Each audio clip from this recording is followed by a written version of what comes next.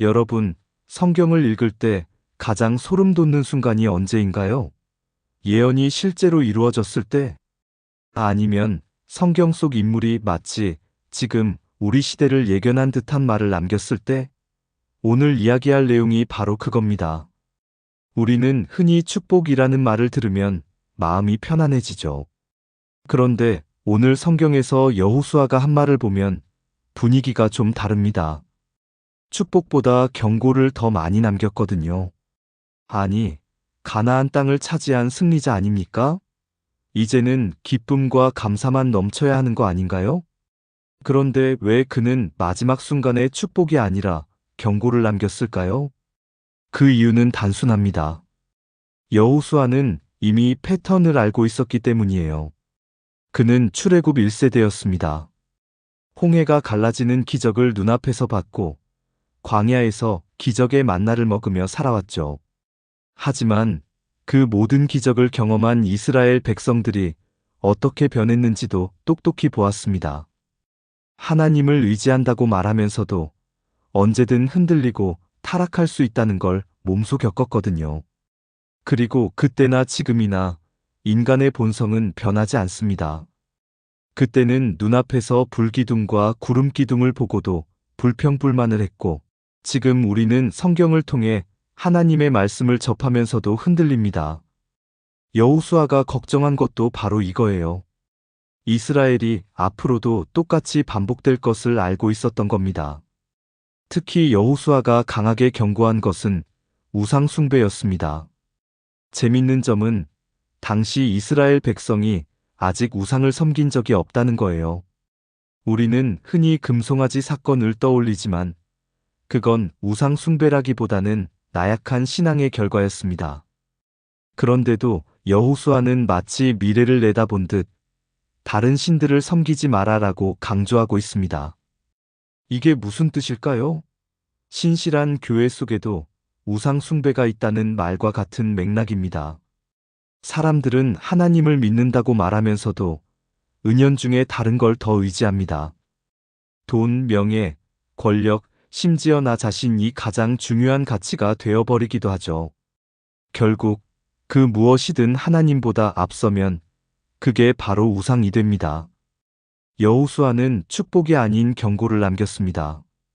마치 우리에게 하는 말 같지 않나요? 지금 우리의 신앙은 어디를 향하고 있을까요? 그런데 여기서 한 가지 질문이 남습니다.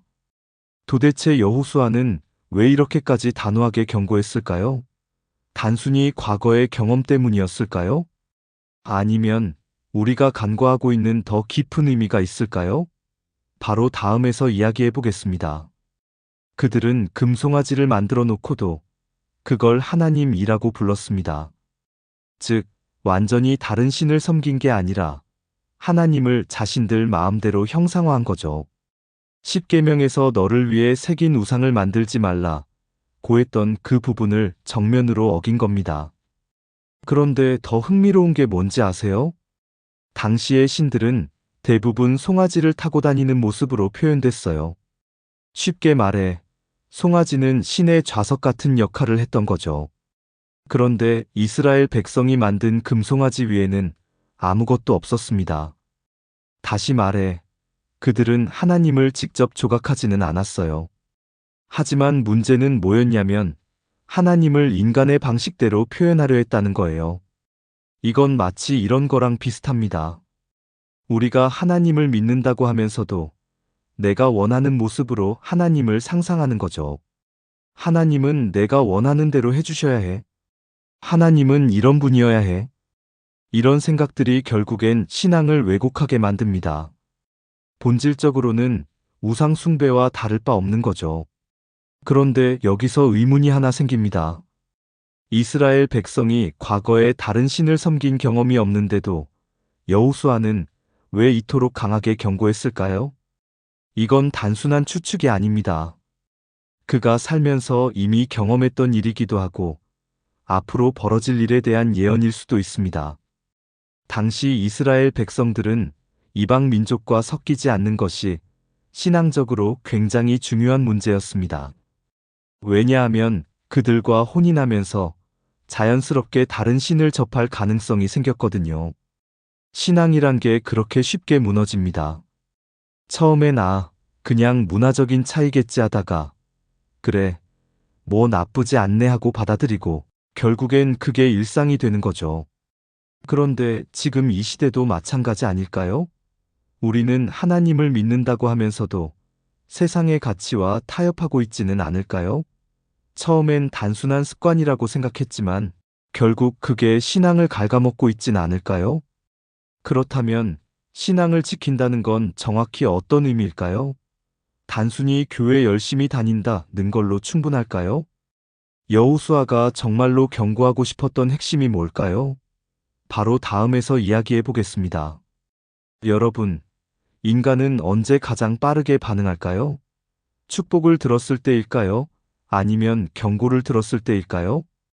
길을 걷고 있는데 누군가가 좋은 일이 생길 거야 라고 말하면 그냥 지나칠 수도 있습니다. 하지만 위험해, 조심해 라고 하면 본능적으로 몸이 움찔하면서 반응하겠죠.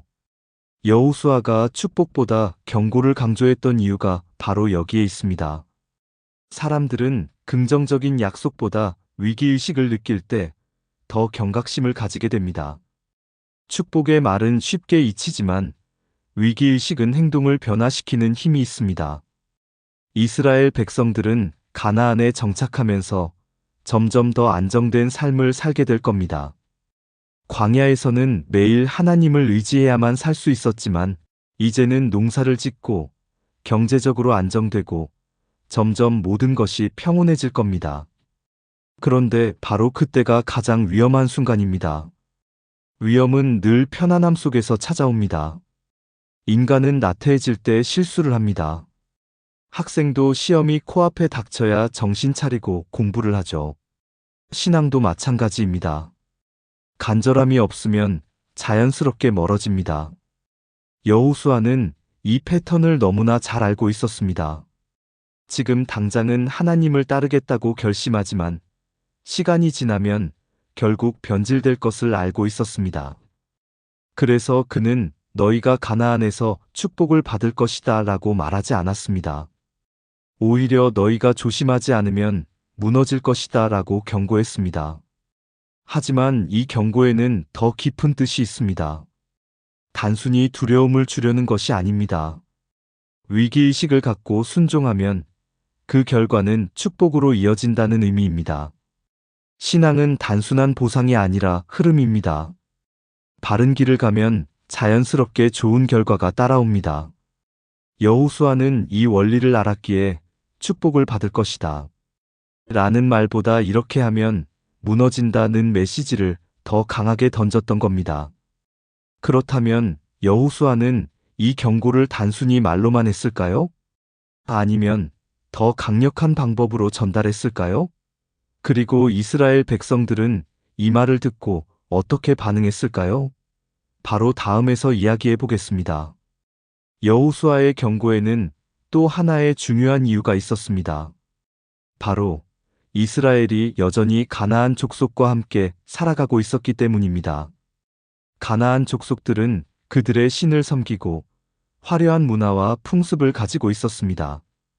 이스라엘 백성이 가나안에 정착하면서 그 문화를 접하는 일이 많아질 수밖에 없었죠. 그러다 보면 자연스럽게 그들의 생활 방식이 스며들게 됩니다. 마치 우리가 새로운 곳에 가면 그곳의 유행이나 분위기에 자연스럽게 적응하는 것처럼요. 이게 무서운 겁니다. 신앙은 한순간에 무너지는 게 아니라 서서히 변질됩니다. 처음엔 단순한 구경으로 시작합니다. 이게 뭐가 문제야? 그냥 재미로 보는 거지. 하지만 그게 익숙해지면 이제는 즐기게 됩니다. 이 문화도 나쁘지 않네. 그리고 결국엔 합리화하게 되죠. 이 정도는 괜찮잖아. 그렇게 하나님과 점점 멀어지는 겁니다.